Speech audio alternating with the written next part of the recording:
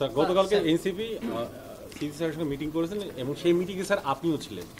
পরবর্তী যেটা বলেছে শাপলা প্রতীক তাদের চায় বা সাদা শাপলা লাল শাপলা, যে সংশোধন হলো বিধিমালায় সেখানে স্যার শাপলা প্রতীক সাদা শাপলা লাল শাপলা আছে কিনা এবং সেক্ষেত্রে যদি তার নিবন্ধন পায় সেক্ষেত্রে এটাকে কীভাবে সুবিধা করবেন?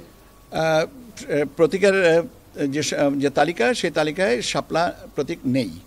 এখন ব্যাপার হচ্ছে যে এটার ওনাদেরকেই বিকল্প একটা প্রস্তাব আমাদের কাছে পাঠাতে হবে, সেটার জন্য অপেক্ষা করতে হবে বা সেটার জন্য আমরা জানাবো এবং ওনারা এটাকে জানেন যে এটা নাই। তো এখন নিষ্পত্তি তো হবে দুজনের সম্মতিতে।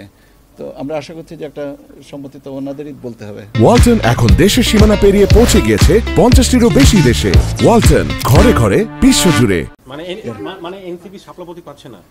এনসিপি শাপলা প্রতীক পাচ্ছে না কারণ হচ্ছে যে আমাদের 115টার যে শিডিউলটা করা হয়েছে সেখানে শাপলা প্রতীক নেই। নিয়মটা হচ্ছে যে সংরক্ষিত প্রতীক যেটা আছে সে প্রতীকের ভিতর থেকে একটা নিতে হবে। সে প্রতীকে যদি শাপলা প্রতীক না থাকে তাহলে দেওয়ার সুযোগটা কোথায়?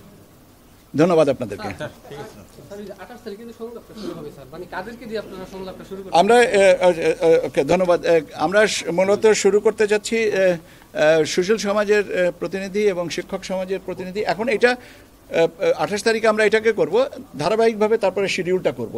কেন অনেকগুলো জিনিস আছে, আমি একটু আগেই বলেছি যে পূজার ছুটি আছে এবং একটা আমাদের সাপ্তাহিক ছুটি আছে, সেইগুলোকে বিবেচনা নিয়ে স্ট্যাগার্ড ওয়েতে আমরা এটা করব।